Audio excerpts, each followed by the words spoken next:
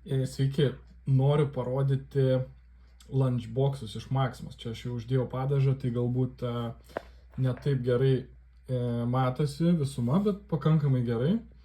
Tai yra keletas rūšių tokių lunchboxų, čia aš taip vadinu. Čia tokia kartoniniai dėžutė su plastikiniu dangteliu.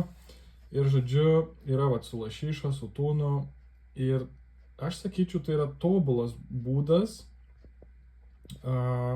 pasirūpinti savo mitybą, turint šaldytuve keletą tokių indelių, tada kada norisi. Aš, pavyzdžiui, dabar valgau su makaronais, tai čia toks kaip ramenų variantas gaunasi, ne? Galima su duona. Tai man šitų dalykų prisipirkus antiek dabar paprasčiau, nes bet kada, kai noriu valgyti, tai neperku nesąmonių, bet paimu dėžutę iš šaldytuvo ir valgau, arba ten į darbą nusinešu, pasidedu dėžutę.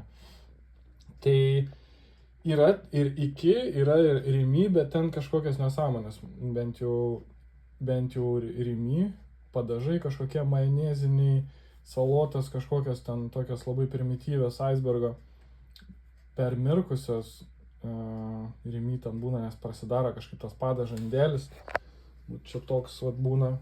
Prasidaro, išbėga ten ir jau permirksta per kelias dienas stovint. O iki irgi ten kažkaip jam nesiseka kol kas tais lunchboxais, o Maxima tai ypač Nicos salotas, atrodo tobulas ten dalykas. Iki turi vieną gerą su falafeliais, nes kažkaip man kartais vegetariškai patinka, tai irgi geras variantas.